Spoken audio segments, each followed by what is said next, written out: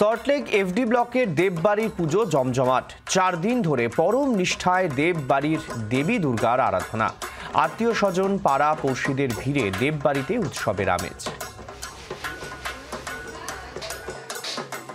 আমাদের পুজোটা এই বছর নিয়ে 16 বছরই পূর্ণ হলো। আগে এই আমাদের পৈতৃক বাড়িতে পুজো হতো HB 212। তো গত বছর আমি এখানে শিফট করেছি, সেই জন্য এই বছর এখানে পুজোটা আমরা করছি। 2009 সালে যখন মাউন্ট কৈলাসে গেছি, স্বস্তিক গেছিলাম, তখন ফিরে এসে আমি একটা স্বপ্নাদেশ পাই যে আমি এক চালার পুজো করছি। আমি পুজোটা 2009 সাল থেকে স্টার্ট করি এবং পুজোর কটা দিন খুব ভালোভাবে কাটাই। প্রত্যেকেই আসে, আমার মাস্তুতো দাদারাও, আমার আত্মীয় স্বজন প্রত্যেকেই আসে এবং খুব মজা করি এই কটা দিন। কিন্তু 5 দিন ধরে যে পুজোটা হয় তাতে দিয়ে আমরা সবাই ব্যস্ত থাকি, আত্মীয় স্বজন চলে আসে, আশেপাশের লোকজন সবাই মিলে এসে পুজোটাকে খুব এনজয় করি।